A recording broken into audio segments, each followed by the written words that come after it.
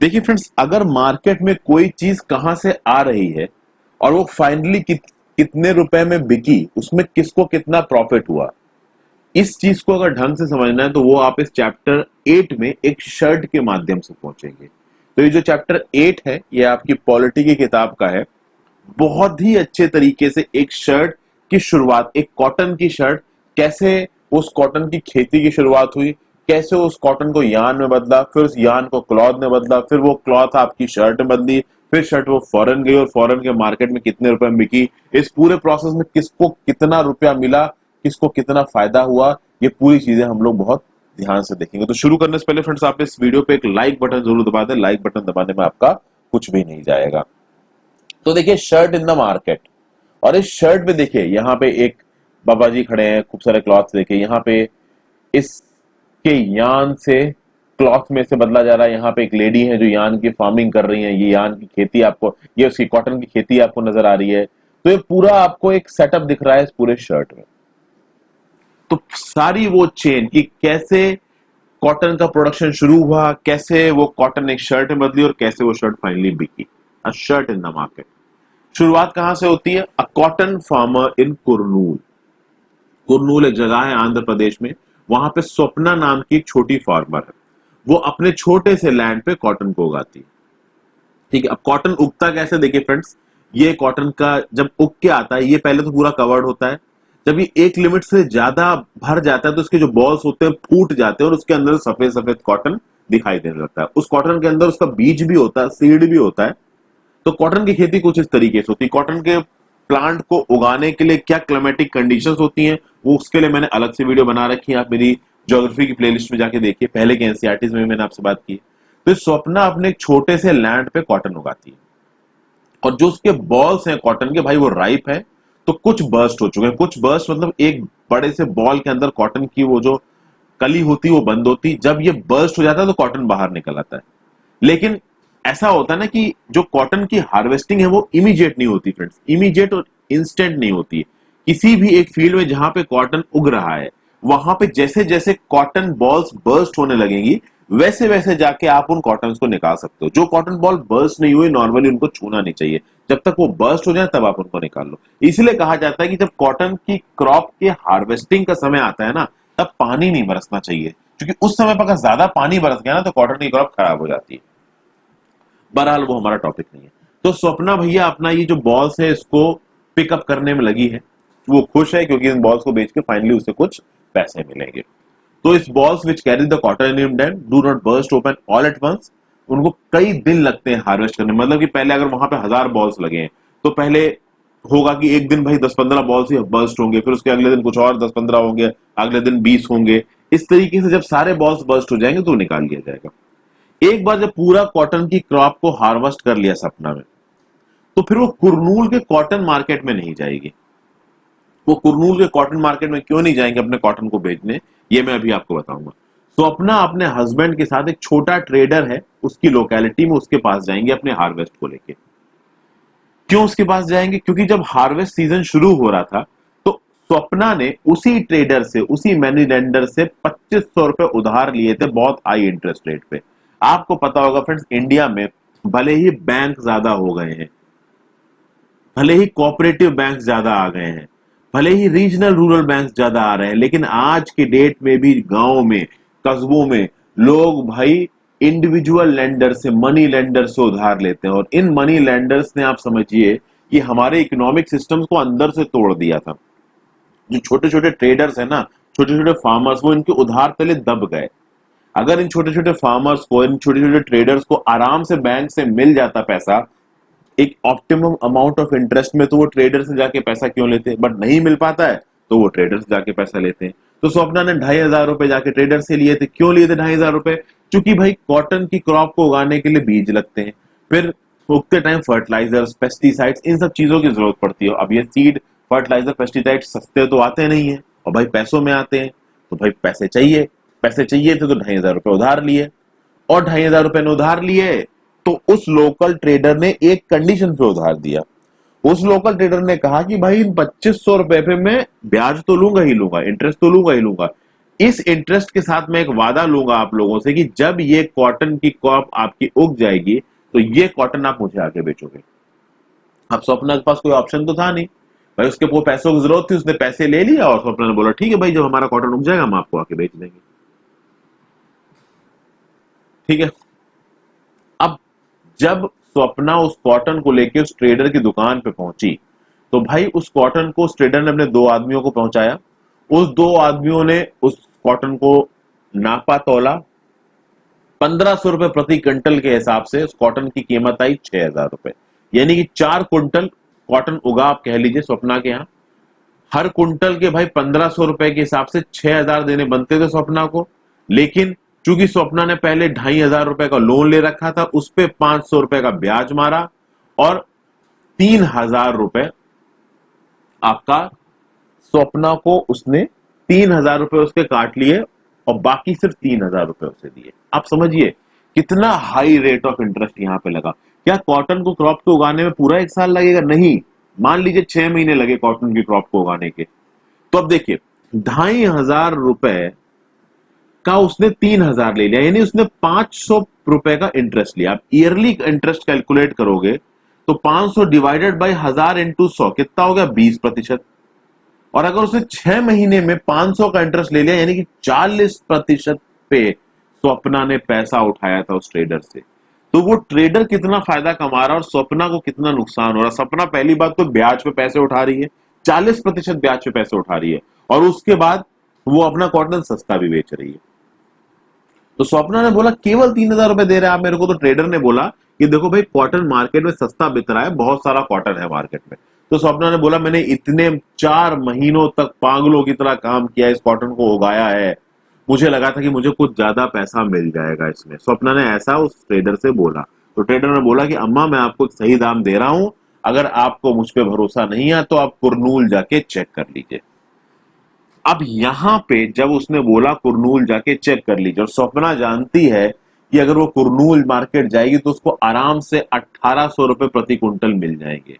तो जब स्वप्ना को पता है कि उसको 1800 रुपए प्रति कुंटल मिल जाएंगे अपने कॉटन के, तो वो 1500 रुपए प्रति कुंटल में वहां क्यों बेच रही है? वो वहां पे इसलिए बेच रही है क्योंकि वो ट्रेडर को नाराज नहीं करना चाहती। ट्रेडर को क्यों नहीं नाराज करना चाहती? क्योंकि देखिए ट्रेडर वहां का एक पावरफुल मैन है, उस विलेज का एक पावरफुल आदमी है वो ट्रेडर। बहुत सारे फार्मर्स उस ट्रेडर्स पे डिपेंड करते हैं लोन लेने के लिए। जब भी लोगों को पैसों की जरूरत होती है वो उस ट्रेडर के पास आते हैं, उससे पैसा उधार मांगते हैं। अगर कोई इमरजेंसी पड़ गई तो इमरजेंसी में कहां से पैसा आएगा? तो वो ट्रेडर पैसा आएगा। बहुत सारे लोग अपने बच्चों की स्कूल फीस भरने के लिए ट्रेडर से पैसा मांगते हैं, तो वो ट्रेडर पे डिपेंडेंट है। एकदम से पैसों की जरूरत पड़ेगी तो स्वप्ना पैसा कहां से लाएगी? इसलिए इस डर के मारे वो ट्रेडर को नाराज नहीं करना चाहती और वो ट्रेडर को ही अपना सामान 1500 रुपए प्रति कुंटल में बेच देती है। ये जानने के बावजूद भी कि अगर वो मार्केट गई कुरनूल कॉटन मार्केट तो वहां उसे 1800 रुपए प्रति कुंटल के हिसाब से पैसा मिल जाएगा, लेकिन उसके बाद भी वो ट्रेडर को बेच देती है। क्यों? क्योंकि भाई बोरोइंग मनी इनके सिस्टम का एक पार्ट बन चुका है। स्वप्ना को पता है उसके पास जितना पैसा है कभी ना कभी कम पड़ेगा, उसको उधार लेने की जरूरत पड़ेगी, उधार लेने के समय पे यही ट्रेडर उसे उधार देगा, इससे पंगे ले लेगी तो बाद में उधार नहीं ले पाएगी। और यहां पे जितना पैसा स्वप्ना ने कमाया, अगर वो एक डेली वेज लेबरर होती, अगर डेली जाके लोगों के खेतों में काम करती, डेली दिहाड़ी मजदूर की जगह किसी कंस्ट्रक्शन की जगह पे काम करती, ईंटें उठाती, गिट्टी उठाती, तो भी वो लमसम इतना ही कमाती। यानी कि एग्रीकल्चर में आके एक फार्मर बन के स्वप्ना को कोई खास फायदा नहीं हुआ यहाँ पे। ओके, तो यहां पे प्रोसेस दिखा रखा है। प्रोसेस क्या है कि trader sells the cotton at the Kurnool cotton market. Okay, Sapna ने जब ट्रेडर को कॉटन बेचा तो उसके बाद ट्रेडर क्या करेगा? ट्रेडर उस कॉटन को लेगा और ट्रेडर जाके उस कॉटन को कुरनूल कॉटन मार्केट में बेचेगा एक अच्छे दाम पे। फिर कुरनूल कॉटन मार्केट से उस कॉटन को कुछ गिनिंग मिल्स खरीदेंगी। अब वो गिनिंग मिल क्या करेंगे? वो गिनिंग मिल उस कॉटन बॉल के अंदर कुछ सीड्स होंगे, उन सीड्स को हटाएगी और उस कॉटन बॉल को गिनिंग करके एक मशीन के थ्रू बेल्स में बदलेगी। फिर स्पिनिंग मिल्स बेल्स को बाई करेंगे और फिर ये स्पिनिंग मिल्स उस कॉटन बेल्स को यार्न में बदलेंगे और फिर ये स्पिनिंग मिल्स यार्न को यार्न डीलर्स को बदलेगी।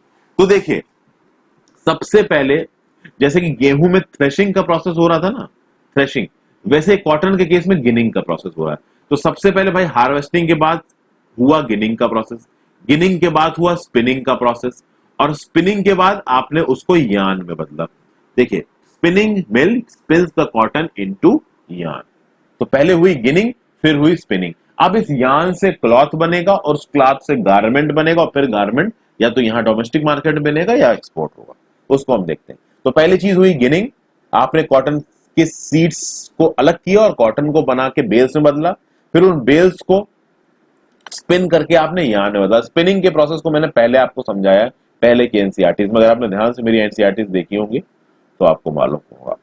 अब हम आते हैं उसके बाद के प्रोसेस पे, the cloth market of Erode. तो अब तक यहाँ पे फ्रेंड्स आपको कॉटन से यार्न बनने का प्रोसेस समझ में आना चाहिए। यार्न कैसे बना, उस यार्न से बनेगा कपड़ा, उसकी हम थोड़ी देर में बात करेंगे। अब हम कहां पहुंच गए, अब हम पहुंच चुके हैं इरोड के क्लॉथ मार्केट में। इरोड तमिलनाडु में है और इरोड का ये जो बाई वीकली क्लॉथ मार्केट है, ये भाई दुनिया के one of the biggest cloth markets में एक है। भैया बहुत तरीके का कपड़ा, बहुत वैरायटी कपड़ा, भाई बेकार वैरायटी का, अच्छी वैरायटी का, अलग अलग डिजाइन का कपड़ा यहां बिकता है। इस क्लोथ को बनाता कौन है, तो देखिए इस क्लोथ को बनाते हैं कुछ वीवर्स जो आसपास के गांव में रहते हैं, दूसरे के गांव में रह रहे हैं। और जो वीवर्स इस क्लोथ को बना के आते हैं, उन क्लोथ को खरीदने के लिए ऑब्वियस सी बात है कुछ बड़े बड़े गारमेंट मैन्युफैक्चरर्स भी आएंगे, या बड़े बड़े जो कहते हैं ना कि शर्ट बनाने वाले विक्रेता होते हैं वो आएंगे। तो ये जो क्लोथ मार्केट है एरोड का, यहां पे बैठेगा कौन, इस क्लोथ मार्केट इन एरोड में बैठेंगे क्लॉथ मर्चेंट्स। और ये क्लॉथ मर्चेंट्स आपके मिडिलमैन की तरह काम करेंगे। ठीक है, ये क्लॉथ मर्चेंट्स क्या करेंगे, ये क्लॉथ मर्चेंट्स वीवर्स को क्लॉथ देंगे क्लॉथ बनाने के लिए। ठीक है, और ये क्लॉथ मर्चेंट क्या करेंगे कि भाई बड़े बड़े बायर्स ढूंढेंगे, बड़े बड़े गारमेंट मैन्युफैक्चरर्स हैं और बड़े बड़े जो कपड़े के विक्रेता होते हैं, वो इन क्लॉथ मर्चेंट्स के पास से आके पैसा खरीदेंगे। उन क्लॉथ मर्चेंट्स को ये उन क्लॉथ जो ट्रेडर्स हैं, जो ऑब्वियसली बात है बाहर से आके क्लॉथ खरीद रहे हैं, जो किसी की बहुत बड़ी गारमेंट की फैक्ट्री है, मान लो वो शर्ट बनाता है, पैंट बनाता है, टी शर्ट बनाता है, कुछ भी बनाता है, तो उसको पैंट शर्ट टी शर्ट बनाने के लिए कपड़ा चाहिए। वो कपड़ा उसको इस क्लॉथ मार्केट से मिलेगा। इस क्लॉथ मार्केट में कपड़ा बेचने के लिए बैठे हैं क्लॉथ मर्चेंट्स। ये क्लॉथ मर्चेंट्स क्या खुद कपड़ा बना रहे हैं, नहीं, ये क्लॉथ मर्चेंट्स वीवर से कपड़ा बना रहे हैं, बनवा रहे हैं। ये वीवर्स रहते हैं विलेजेस में। ठीक है, तो होता क्या है कि एक नॉर्मल मार्केट डे पे आपको क्या दिखेगा कि भाई बहुत सारे ऐसे वीवर्स हैं जो कि कपड़ा बना के मार्केट पे आते हैं। इस कपड़ा बनाने का ऑर्डर उनको उस क्लॉथ मर्चेंट ने दिया है जो कि इस इरोड के मार्केट में बैठता है। अब ऑब्वियस सी बात है, ये जो ऑर्डर मर्चेंट ने वीवर को दिया है, ये जो मर्चेंट है इस क्लॉथ को आगे बेचेंगे। इस क्लॉथ को आगे बेचने का ऑर्डर ऑलरेडी इन मर्चेंट्स को मिल गया है, बड़े बड़े एक्सपोर्टर से और गारमेंट मैन्युफैक्चरर से।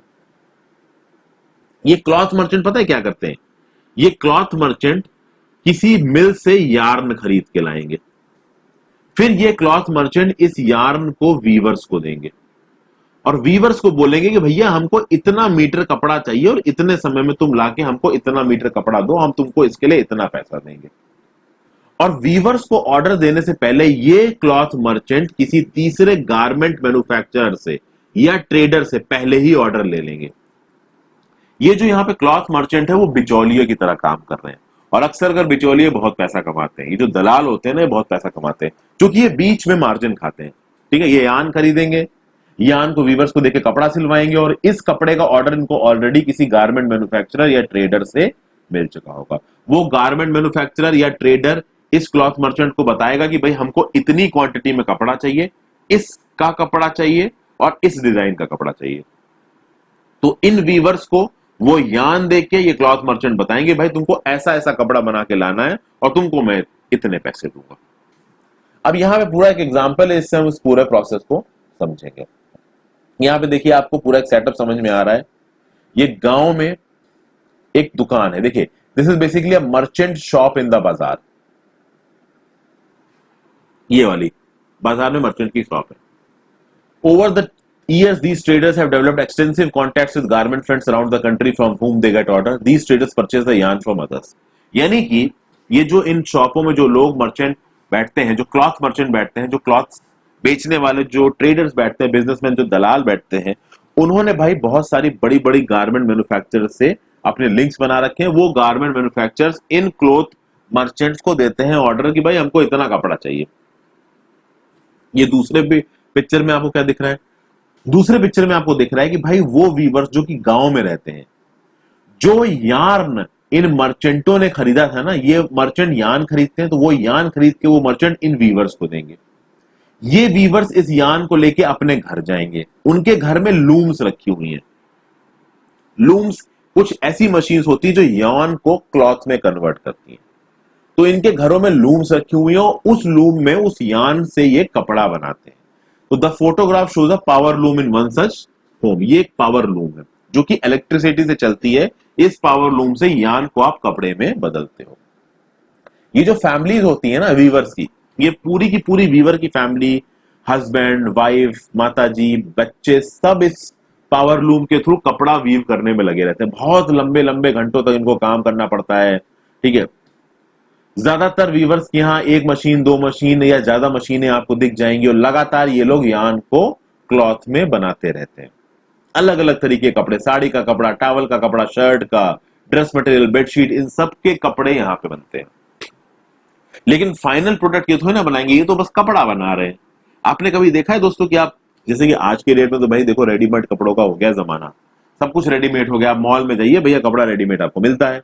लेकिन आज से लगभग 10 साल पहले चले जाइए तो लगभग 10 साल पहले क्या होता था कि भाई शादी आदि होती थी तो भाई उसको गिफ्ट में एक शर्ट पैंट का कपड़ा दे दो। तो आप क्या चाहते थे कि आपके बगल में कोई दुकान होता था, जैसे मेरे घर के बगल में एक चमत्कार साड़ी सेंटर था। उस साड़ी सेंटर में भैया शर्ट की कपड़ा, पैंट का कपड़ा, हर चीज मिलता था। तो वहां पे जाओ तो वो आपका नाप लेता था, नाप लेके बता देता था कि भाई आपकी शर्ट बनाने में इतना मीटर कपड़ा लगेगा, आपके पैंट बनाने में इतना मीटर कपड़ा लगेगा। वो मीटर के हिसाब से वो कपड़ा दे देता था। फिर उस कपड़े को लेके आप टेलर के पास जाते थे, टेलर उसको शर्ट में और पैंट में कन्वर्ट कर देता था। ये प्रोसेस होता था शर्ट पैंट बनने का। वो कपड़ा कहां से आता था? वो कपड़ा ये वीवर्स बनाते थे। अब वो कपड़ा बड़े बड़े गारमेंट मैन्युफैक्चरर्स खरीदते हैं ताकि वो गारमेंट मैन्युफैक्चरर्स उसको शर्ट में, पैंट में बदल के बना मार्केट में बेच सके।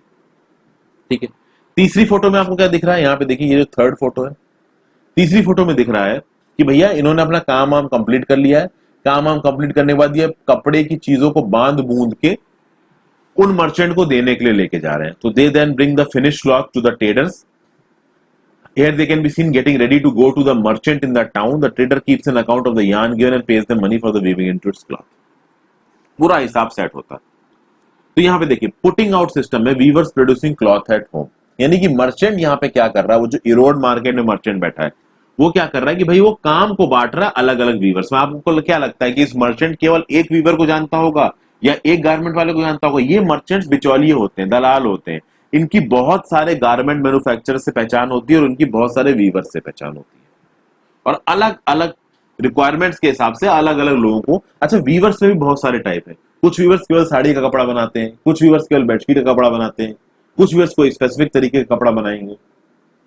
ठीक है, तो ये वीवर्स यार्न मर्चेंट से लेके जाएंगे और उसको कपड़े में बदल देंगे। ये कपड़ा बना के ये वीवर्स वापस मर्चेंट के पास आएंगे और उसको कपड़ा दे देंगे। इससे वीवर्स को दो फायदे हैं। पहली बात तो वीवर को यार्न खरीदने में अपना पैसा खर्च नहीं करना पड़ता, वो यार्न उसको खरीदा खरीदाया मिलता है। दूसरी बात, यार्न को क्लॉथ में बनाने के बाद क्लॉथ को बेचने की रिस्पॉन्सिबिलिटी वीवर की नहीं है, वो मर्चेंट की है। तो यहाँ पे वीवर को दो फायदे हो रहे हैं। पहला फायदा तो ये हो रहा है कि भाई उसे यॉन यानी कि उसका रॉ मटेरियल इनपुट उसे लेके नहीं आना। दूसरी बात, जो उसका आउटपुट है क्लॉथ जो फाइनली बना रहा है, उसको बेचने के लिए उसको जद्दोजहद नहीं करनी है। वो जाके सीधे मर्चेंट को दे देगा, फिर मर्चेंट बेचे या रखे अपने पास, उससे वीवर को मतलब नहीं। लेकिन इसको नुकसान भी है, क्योंकि यहाँ पे ये वीवर मर्चेंट पे पूरी तरीके से डिपेंडेंट है, इसलिए मर्चेंट के हाथ में बहुत सारी पावर चली जाती है, मर्चेंट्स की हो जाती है मोनोपोली। फिर मर्चेंट्स अपने मुंह मांगे दाम पे इनसे काम करवाते हैं, मुंह मांगे पैसों पे काम करवाते हैं। यानी कि मर्चेंट बोलेंगे कि भैया हम तुमको इतना करने के लिए इतने रुपए ही देंगे, भले वो रुपया मार्केट प्राइस से कम हो, बट इन वीवर्स के पास कोई ऑप्शन नहीं है। वीवर्स को मर्चेंट्स द्वारा दिए हुए पैसे, दिए हुए रेट पे ही काम करना पड़ता है। ओके, इन वीवर्स को कोई आइडिया नहीं हो रहा है कि ये जो क्लॉथ बना रहे हैं, ये क्लॉथ आगे कितने रुपए का बिक रहा है गवर्नमेंट मैन्युफैक्चरर को। ठीक है, क्लॉथ मार्केट में ये मैन्युफैक्चरर ये क्लॉथ्स बने बनाए क्लॉथ्स को गारमेंट फैक्ट्रीज को बेचेंगे। ठीक है, तो आप कह सकते हो कि मर्चेंट्स यहां थोड़े फायदे में। यहां पे सीधे सीधे आपको पता चल रहा है दोस्तों कि मर्चेंट का फायदा थोड़ा ज्यादा हो रहा है। कैसे हो रहा है देखिए, वीवर्स के एंड पे हम प्रॉब्लम को समझते हैं। वीवर्स को पावर लूम खरीदनी होती जो उनके घर में रखी है। उस पावर लूम के दम पे तो ये कपड़ा बनाएंगे भाई, हाथ से बनाने बैठेंगे भैया, यान का कपड़ा तो बन चुका, पावर लूम की जरूरत पड़ती है। तो इस पावर लूम को उनको खरीदना पड़ता है। एक पावर लूम पड़ती है 20,000 की। मान लीजिए किसी एक वीवर के पास 2 पावर लूम है, तो उस पावर लूम को खरीदने में उसे 40,000 रुपए लगे। अब ऑब्वियस सी बात है, 40,000 रुपए उसके पास इकट्ठे तो होंगे नहीं, उसने ब्याज पे पैसा उठाया होगा, वो ब्याज को धीरे धीरे चुकता कर रहा होगा। फिर उसकी फैमिली भैया दिन में 12 घंटे काम करती है, 12 घंटे काम करने के बाद कपड़ा बनाती है, और जब महीने भर का कपड़ा जाके मार्केट में बेचेगी तो पैसा मिलेगा केवल 3,500 रुपए। अब 2 पावर लूम खरीदने में उसने 40,000 रुपए खत्म किए, और महीने का केवल 3,500 रुपए कमा रहा है वो। 3.5, यानी कि अगर आप 12 महीने की भी कमाई जोड़ लो तो कितना हो गया, लगभग 42,000 रुपए उसके बनेंगे। 42,000 रुपए, 12 5 60, 12 3 30, हाँ 42,000, यानी पूरा एक साल लग जाएगा। और प्लस इस 40,000 रुपए जो उसने उधार लेके पावर लूम खरीदी होगी, उस पर इंटरेस्ट भी तो दे रहा होगा वो। तो कुल मिला के इन वीवर्स की हालत बहुत खराब होती है। तो ये जो सिस्टम है ना, इस सिस्टम में वो काम को बाहर दे रहा है ठीक है, काम को बाहर भेज रहा है। तो काम को बाहर भेज रहा है तो उसको बोल सकते हैं कि this is a putting out system, जिसमें मर्चेंट काम को वीवर्स को पुट आउट कर रहा है। जहां पे मर्चेंट रॉ मटेरियल प्रोवाइड करेगा और जो वीवर्स है वो फिनिश प्रोडक्ट प्रोवाइड करेंगे। और ज्यादातर जो वीविंग इंडस्ट्री है ना, वो इसी तरीके से काम कर रही है। अब ये चीज अच्छी तो है नहीं। इस चीज को कम करने के लिए आप क्या कर सकते हो फ्रेंड्स? इस चीज को कम करने के लिए आप एक काम कर सकते हो कि वीवर्स के कोऑपरेटिव खोल सकते हो। आपने देखा यहाँ पे कि वीवर्स को भैया पैसा बहुत कम मिलता है, मर्चेंट ज्यादा पैसा कमा लेते हैं वीवर से। तो वीवर के अगर कोऑपरेटिव होंगे ना, यानी कि वीवर कोऑपरेटिव क्या होता है? कोऑपरेटिव बोलते हैं कि भाई बहुत सारे लोग मिलके एक बड़ा सा ऑर्गेनाइजेशन बना लें। उस ऑर्गेनाइजेशन में वही लोग होंगे जो उस ऑर्गेनाइजेशन के काम में इन्वॉल्व होंगे, और वो एक दूसरे की मदद करेंगे। एक तरीके से वो एक मिनी एंटरप्राइज की तरह काम करेंगे। तो अगर ऐसे बहुत सारे वीवर्स मिलकर अपना एक कोऑपरेटिव बना लेते हैं तो वो अपने बीच में काम को बांट सकते हैं। तो फिर उसमें से कुछ लोग चले जाएंगे किसी गारमेंट इंडस्ट्री में और बोलेंगे कि भाई मैं इस वीवर कोऑपरेटिव से आया हूं, अगर आपको कपड़ा चाहिए तो मैं कपड़ा बना के दे सकता हूं। तो अगर ज्यादा मेहनत करेंगे तो ऑब्वियस बात है उनको गारमेंट इंडस्ट्री से ऑर्डर मिल जाएगा। जब गारमेंट इंडस्ट्री से ऑर्डर मिल जाएगा तो इसी वीवर कोऑपरेटिव से कुछ लोग किसी स्पिनिंग मिल के पास चले जाएंगे, उससे बोलेंगे भाई हमको यार्न चाहिए, हमें यार्न दे दो, तो यार्न खरीद लाएंगे। फिर ये अपना काम करेंगे जो ये करते हैं। तो इस तरीके से करने के बाद जो एंड में इनके पास प्रॉफिट बचेगा ना, वो प्रॉफिट अच्छा खासा होगा और बहुत ज्यादा होगा कंपेयर टू उस मनी के जो कि इनको क्लॉथ मर्चेंट दे रहा है। समझ गए? तो कोऑपरेटिव में होता क्या है कि people with common interest come together and work for their mutual benefit. तो एक ग्रुप बना के कुछ एक्टिविटीज को कलेक्टिवली करके वो अपने म्यूचुअल बेनिफिट के लिए काम कर रहे हैं, और इसके थ्रू जो पैसा कमाएंगे वो पैसा नॉर्मल पैसे से ज्यादा होगा। ओके, तो ये चीज बहुत अच्छी है। अब इसका सक्सेस भी होती है, जैसे कि फॉर एग्जाम्पल तमिलनाडु एक फ्री स्कूल यूनिफॉर्म प्रोग्राम चलाता है, और फ्री स्कूल यूनिफॉर्म प्रोग्राम के लिए वो जो कपड़ा प्रोक्योर करता है वो कोऑपरेटिव से प्रोक्योर करता है। तमिलनाडु सरकार ने नियम ही बना रखा है कि हमारे फ्री स्कूल यूनिफॉर्म प्रोग्राम के लिए जो भी कपड़े की जरूरत पड़ेगी वो कपड़ा हम कोऑपरेटिव से लेंगे, ना कि हम लोग किसी मर्चेंट से खरीदेंगे। समझ गए? तो इस तरीके से कोऑपरेटिव्स बहुत, और कोऑपरेटिव्स बहुत अलग अलग फील्ड में सक्सेसफुल है फ्रेंड्स। कोऑपरेटिव्स चाइल्ड केयर की फील्ड में भी सक्सेसफुल है, कोऑपरेटिव्स वुमेन एंटरप्राइजेस में भी बहुत सक्सेसफुल है, विलेज एरियाज में कोऑपरेटिव्स आज की डेट में बहुत सक्सेसफुल हो रहे हैं, बशर्ते ये कोऑपरेटिव्स आपस में एक अच्छे बैलेंस के साथ काम करें। और ये कोऑपरेटिव्स पता है अच्छे क्यों होते हैं? क्योंकि मान लीजिए इसी कोऑपरेटिव के किसी एक मेंबर को अगर लोन की जरूरत पड़ती है तो ये कोऑपरेटिव इसको लोन दे देगा, और धीरे धीरे करके ये बंदा इस कोऑपरेटिव को लोन वापस कर देगा। तो ये नो प्रॉफिट नो लॉस के सिद्धांत पे काम करते हैं, और काफी एफिशिएंट तरीके से काम करते हैं अगर लीडरशिप थोड़ी सी भी अच्छी हो तो। उसी तरीके से जैसे पावर लूम होता है वैसे होता है हैंडलूम। हैंडलूम को थोड़ा बहुत हाथ से चलाना पड़ता है, हैंडलूम में मेहनत ज्यादा होती है। हैंडलूम में क्या होता है कि भाई साड़ी के प्रोडक्ट्स और बहुत अलग अलग तरीके के प्रोडक्ट्स, यानी कि एक चीज को पावर लूम से निकालने के बाद उसके ऊपर कोई हाथ से अगर आपने डिजाइन कर दी तो उसमें थोड़ा हैंड वीविंग का भी कंपोनेंट आ गया, तो वो हो गया हैंडलूम। तो क्या होता है कि भाई बहुत सारे हैंडलूम वीवर्स के कोऑपरेटिव है तमिलनाडु में, और अब तो पूरी कंट्री में है, जहां से सरकार कपड़ा खरीदती है और उसको एक स्टोर है कॉपटेक्स, उस पे बेचती है। अब ये कॉपटेक्स स्टोर्स बहुत अच्छे हैं। क्या है कॉपटेक्स? हम इसके ऑफिशियल वेबसाइट पे देखते हैं। अब ये देखिए दोस्तों, ये कॉपटेक्स की ऑफिशियल वेबसाइट है। इस ऑफिशियल वेबसाइट के जब आप इस स्टोर लोकेटर सेक्शन में जाओगे ना, तो आपको इंडिया भर में इस कॉपटेक्स के आपको ब्रांचेस मिलेंगी। यहाँ पे देखिए भाई साड़ियों की ऐड चल रही है, इस तरीके की साड़ीज इस कॉपटेक्स में बिचती हैं। तो ये जो साड़ियां होती हैं आप देख कितने तरीके की, भाई सिल्क कॉटन की साड़ी, सिल्क की साड़ी, कॉटन की साड़ी, ये चेत्तीनाडु कॉटन, ऑर्गेनिक कुर्ती। तो बहुत सारे ऐसे कॉपरेटिव है तमिलनाडु के और पूरी दुनिया भर के, जहां के लोग अपनी चीजों को गवर्नमेंट को बेचते हैं और गवर्नमेंट उन प्रोडक्ट्स को इन साइट्स पे डिस्प्ले करती है और यहां से आप लोग, हम जैसे लोग इन प्रोडक्ट्स को खरीद सकते हैं। और उससे फायदा क्या होगा? उससे फायदा ऑब्वियसली बात है उन कोऑपरेटिव्स को होगा, उन लोगों को होगा, उन किसानों को होगा जो इस इंडस्ट्री में इन्वॉल्व होंगे। तो यहाँ पे जो बीच के मर्चेंट का कमीशन है वो चला गया और जो उस काम को डायरेक्टली कर रहा है उसको फायदा मिल जाएगा। ये कॉपटेक्स करके आप खुद इसकी वेबसाइट को चेक कर सकते हो, बहुत अच्छी वेबसाइट है ये, ठीक है। इसके स्टोर लोकेटर्स देखिए, आपके स्टेट में भी इसके स्टोर्स होंगे। अब यहाँ पे देखिए, यहाँ पे गारमेंट एक्सपोर्ट मैन्युफैक्चरिंग की बात हुई। यहाँ देखिए कुछ वुमेन है, कुछ लड़कियां ही दिख रही हैं, वुमेन भी नहीं दिख रही, लड़कियां हैं जो गारमेंट फैक्ट्री में बैठ के बटन लगा रही हैं। तो जीन्स की पैंटों में बटन लगा रही हैं, जैकेटों में बटन लगा रही हैं, शर्टों में बटन लगा रही हैं। अब यहाँ पे हम लोग एक केस स्टडी देखेंगे। भाई this is a garment exporting factory near Delhi. वो जो एरोड की मर्चेंट था ना, जिसने कि भाई वीवर्स को कपड़ा दिया था सिलने के लिए, वो जब कपड़ा आ गया, कॉटन क्लॉथ आ गया आपका एरोड मर्चेंट के पास, तो उस एरोड मर्चेंट ने कॉटन क्लॉथ को भेजा एक गारमेंट एक्सपोर्टिंग फैक्ट्री को, जो कि दिल्ली में काम करती है। ये जो गारमेंट एक्सपोर्टिंग फैक्ट्री है शर्ट बनाती है और फिर ये शर्ट जाती है एक फॉरेन कंपनी के पास और फॉरेन कंपनी उस शर्ट को फॉरेन बायर्स को बेचता है। ये जो फॉरेन बायर्स हैं वो लोग हैं जो यूएस यूरोप में काम करने वाले लोग हैं या बिजनेस पर्सन हैं। यूएस यूरोप में कुछ बिजनेस पर्सन हैं जो अपने चेन ऑफ स्टोर्स बनाते हैं, उन चेन ऑफ स्टोर्स में इन शर्टों को बेचा जाता है। लेकिन ये जो स्टोर्स हैं भाई, ये बिजनेस अपने टर्म्स में करते हैं और वो अपने सप्लायर से लोवेस्ट प्राइसेस मांगते हैं। कभी अगर आपने मुंबई से एक्सपोर्ट होने वाली चीजों को देखा, और मैंने देखा है दोस्तों, आप सोचिए, आपने इन ब्रांड्स का नाम सुना होगा, जारा का नाम सुना होगा, आपने आइकिया ब्रांड का नाम सुना होगा, आपने राल्फ एंड लॉरेन का नाम सुना होगा। आप भरोसा नहीं करोगे फ्रेंड्स, मैंने इन कपड़ों के दाम देखे हैं।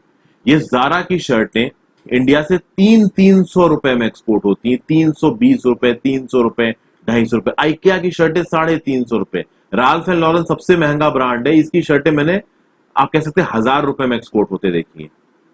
जैकेटें 3-3 हजार रुपए में एक्सपोर्ट होते दिखती हैं। लेकिन यही 300 रुपए की शर्ट जारा की आपको यूएस के किसी स्टोर में, आप मान लीजिए वॉशिंगटन डीसी घूमने जाते हैं, इंडिया से ही एक्सपोर्ट हुई शर्ट 300 रुपए की उसी वॉशिंगटन डीसी के एक मॉल में 3000 रुपए की बिक रही होगी, 4000 रुपए की बिक रही होगी। तो ये जो बड़े बड़े स्टोर्स हैं जो कि यूएस और यूरोप में ऑपरेट करते हैं, ठीक है, ये अपने हिसाब से, इनके क्या है ना कि इनके मार्जिन फिक्स है। इनके यहाँ जो कपड़ा खरीदने आएगा इनका पक्का है कि भाई मुझे इतनी शर्ट से इतना तो कमाना ही है। अब इतना कमाना तो ये अपनी कॉस्ट कटिंग करेंगे। ये कॉस्ट कटिंग कहां से करेंगे? कि जो इनको सामान प्रोवाइड कर रहा है, यानी कि ये जो गारमेंट एक्सपोर्टिंग फैक्ट्री है नई दिल्ली में, ये जो इनको सामान दे रही है, इसको ये कम से कम पैसा देना चाहेंगे। इंडिया में कुछ इतने सारे लोग होते हैं जो फॉरेन घूमने जाते हैं ना, तो फॉरेन जाके यही शर्टें खरीद लाते हैं 3-5 हजार रुपए की, और बोलते हैं मैं सैन फ्रांसिस्को से लेके आया हूं, मैं लंदन से लेके आया हूं। उनको ये नहीं पता है कि उनके बाजू के दिल्ली के मोहन नगर में 300 रुपए मनी होती है shirt. And this is the reality, ठीक है। और ऐसा हो रहा है आज की डेट में। तो ये जो यूएस यूरोप में है जो लोग हैं, ये भाई कम से कम दाम देना चाहेंगे और ये हाईएस्ट क्वालिटी चाहते हैं।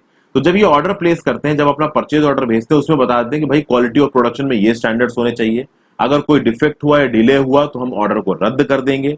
और एक्सपोर्टर जो होता है वो भाई बायर्स को खुश करने में लगा हुआ होता है। अब ये दिल्ली वाला एक्सपोर्टर बायर को क्यों खुश कर रहा है? क्योंकि इस बायर के पास, जो कि आपका यूएस या यूरोप में बैठा है, इसके पास एक ऑप्शन नहीं है। इस बायर के पास इंडिया में बहुत से ऑप्शन है, इस बायर के पास चाइना में बहुत से ऑप्शन है, इस बायर के पास थाईलैंड में बहुत से ऑप्शन है, श्रीलंका में बहुत से ऑप्शन है, फिलीपींस में बहुत से ऑप्शन है, म्यांमार में बहुत से ऑप्शन है, दुनिया भर में, वियतनाम में बहुत से ऑप्शन है। इस बायर के पास ऑप्शनों की कोई कमी नहीं है, बहुत तगड़ा कंपटीशन है।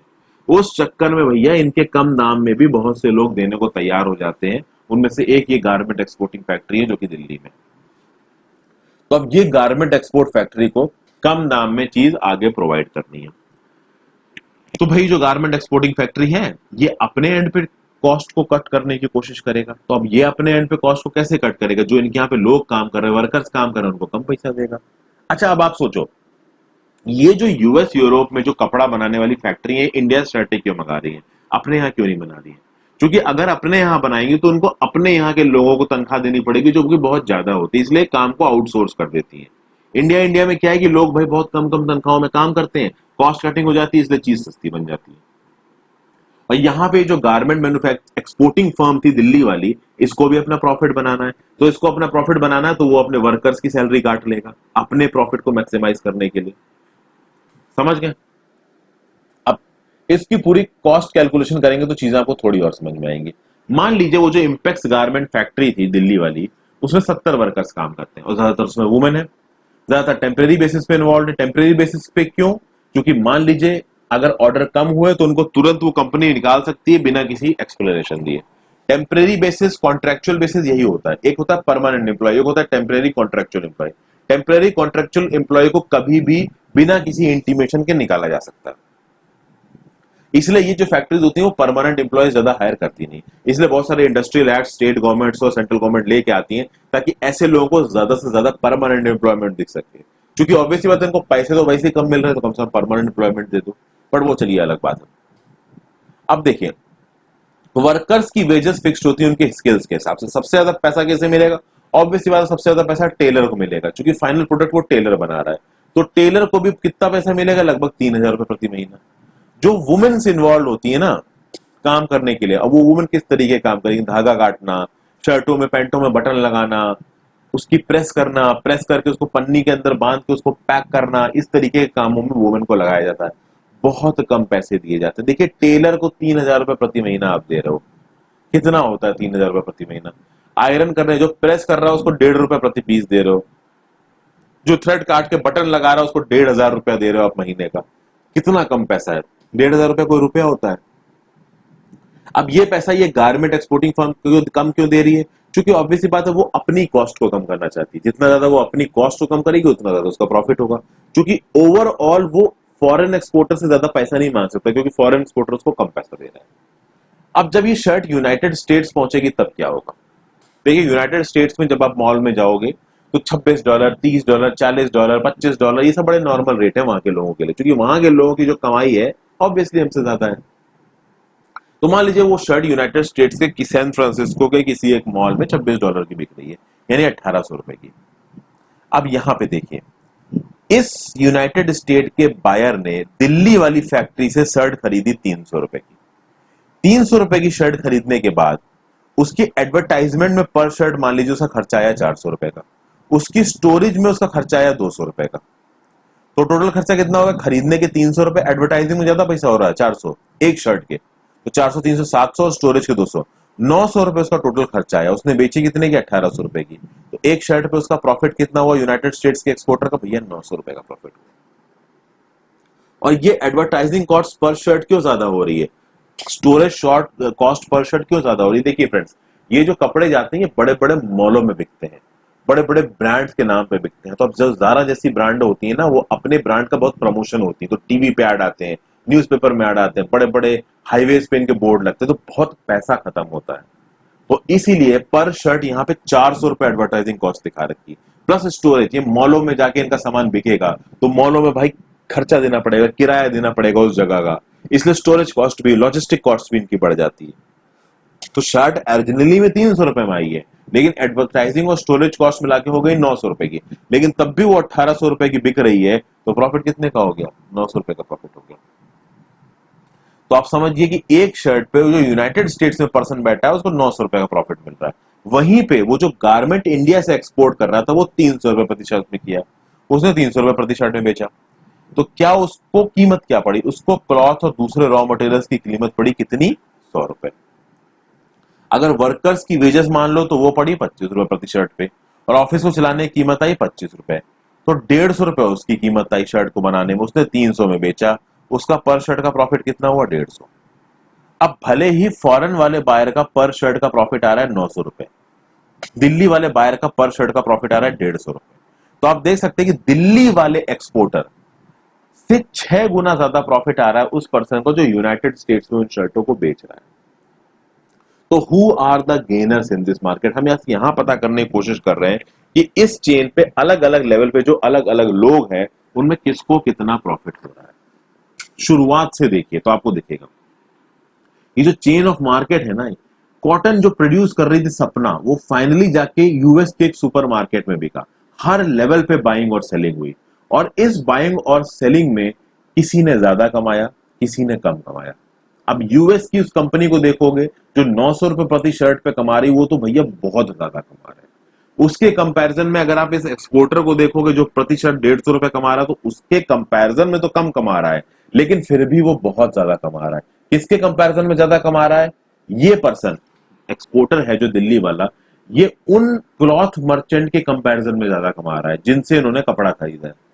वो क्लॉथ मर्चेंट उस वीवर के कंपैरिजन में बहुत ज्यादा पैसा कमा रहा है जिसने उस यान को उस कपड़े में बदला था। समझ गए दोस्तों? तो यहां पे लूजर कौन है? वो वीवर जिसने घर ले जाके उस यान को कपड़े में बदला, उसको सबसे कम कमाई मिली है। फिर उससे भी कम कमाई एक लेडी है स्वप्ना, जिसने कॉटन उगाया था, उसको तो उसकी कमाई तो कुछ थी ही नहीं, ना के बराबर थी। तो स्वप्ना और वीवर यहाँ पे सबसे ज्यादा मेहनत कर रहे हैं, ठीक है ना, लोवेस्ट लेवल पे काम कर रहे हैं, ठीक है, बहुत मेहनत का काम है, लेकिन इनको पैसा बहुत कम मिल रहा है। इनके कंपैरिजन में जो क्लॉथ मर्चेंट है उनको ठीक ठाक पैसा मिल रहा है, ठीक है। क्लॉथ मर्चेंट से भी ज्यादा पैसा मिल रहा है उस एक्सपोर्टर को जो कि चीजें बाहर एक्सपोर्ट कर रहा है, और सबसे ज्यादा पैसा उस आदमी को मिल रहा है जो कि फॉरेन में इन कपड़ों को बेच रहा है। तो अब आप समझ रहे हैं ना कि कौन यहाँ पे फायदे में है और कौन यहाँ पे नुकसान में है दोस्तों। तो मार्केट और इक्वलिटी को देखोगे तो भाई एक ऐसा किसान जो कि लॉन्ग स्मॉल कॉटन फार्मर जो भैया घंटों तक काम कर रहा है, वो वीवर ये रोड में जो घंटों तक काम कर रहा था, उनको तो कुछ भी नहीं मिला उनके काम के हिसाब से, इनको तो फेयर प्राइस भी नहीं मिला। मर्चेंट और ट्रेडर्स को कुछ मिला, बट उनका इतना बेवकूफ नहीं कटा जितना इस कॉटन फार्मर का कटा था या जितना इस वीवर का कटा था। पर इनका मर्चेंट और ट्रेडर्स को उतना पैसा नहीं मिला जितना उस गारमेंट एक्सपोर्टर को मिला जो कि दिल्ली में चीजों को एक्सपोर्ट कर रहा है, और जो यूएस में बेच रहा है उसकी तो बात ही छोड़ दीजिए। अब जब हम डेमोक्रेसी के सिद्धांत को समझते हैं, हमने देखा कि भैया हमारी इंडिया डेमोक्रेसी है। अगर इंडिया डेमोक्रेसी है तो बराबर काम के बराबर पैसे मिलना चाहिए, कम से कम एक फेयर वेज मिलना चाहिए। लेकिन आप साफ साफ यहाँ पे देख रहे हैं कि फेयर वेज नहीं मिल रही है।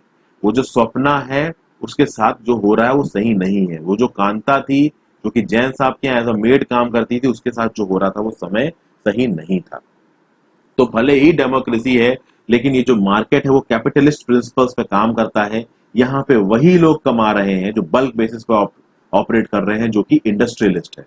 जो फार्मर है, जो वीवर है, उनके हाथ में कुछ भी नहीं है। जो कुछ भी है वो रिच, अमीर और ताकतवर के हाथ में।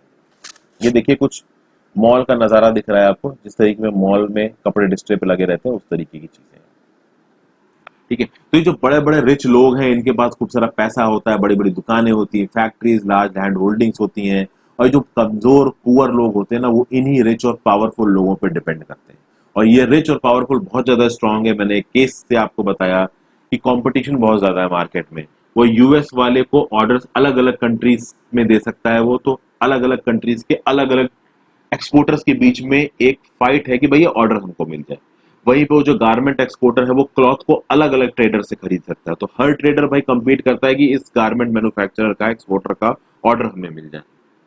उसी तरीके से बहुत सारे वीवर्स इस बात को कंपीट करते हैं कि भाई ये वाला मर्चेंट हमें दे दे कपड़ा बनाने के लिए, यान हमें दे दे कपड़ा बनाने के लिए। तो भाई अलग अलग लेवल पे अलग अलग चीजें ऑपरेट कर रही हैं। एक सस्टेनेबल डेवलपमेंट गेम है decent work and economic growth, goal number 8। अब देखिए इस तरीके की चीजों को रोकने का क्या तरीका है। इस तरीके की चीजों को रोकने का मौका यह है कि आप, मतलब इस तरीके की चीजों को रोकने का तरीका यह है कि आप बीच से मिडिलमैन को हटा दीजिए। अगर आप बीच से मिडिलमैन को हटा पाते हैं तो चीजें आसान हो जाएंगी, ठीक है। और मिडिलमैन को आप कैसे हटाओगे? आप कोऑपरेटिव्स बना सकते हो। जैसा कि मैंने आपको बताया ना कि अगर कोऑपरेटिव बन जाता है, इस हैंडलूम को कॉपटेक्स के बारे में बताया उस एग्जांपल, अगर आप कोऑपरेटिव्स बना सकते हो तो आप चीजों को अच्छा कर सकते हो। जो लोअर लेवल पे लोग काम कर रहे हैं उनका कुछ हित कर सकते हो। और ऐसा ही एक कोऑपरेटिव बनेगा तवा रिवर पे जो फिश वर्कर्स हैं उनका, जिसको हम अपने अगले चैप्टर में समझेंगे दोस्तों। तो अभी के लिए वीडियो यहाँ पे खत्म हो रही है। यहाँ पे गिनिंग मिल क्या होती है? गिनिंग मिल वूल वो होती है जहाँ पे कॉटन के बॉल से सीड्स को हटाया जाता है और फिर कॉटन को प्रेस करके बेल से बदला जाता है, और फिर वो बेल जाके एक स्पिनिंग मिल में थ्रेड में कन्वर्ट होगा जो कि यार्न होगा, और फिर ये यार्न आपका कपड़े में बदला जाएगा। एक्सपोर्टर जो कि इंडिया से चीजों को बाहर एक्सपोर्ट करता है या अपनी कंट्री से बाहर एक्सपोर्ट करता है चीजों को, और प्रॉफिट अपना पूरा खर्चा बचाने के बाद जो पैसा आपके पास बच गया वो है आपका लाभ। तो आई होप ये वीडियो आपको पसंद आई हो फ्रेंड्स। वीडियो अगर पसंद आई हो तो लाइक जरूर कर दीजिएगा, सब्सक्राइब कर लीजिए। लाइक और सब्सक्राइब करने में आपका कुछ भी नहीं जाएगा, अगर आपको पसंद आई हो तो ही करिए। So thank you for watching, have a great day.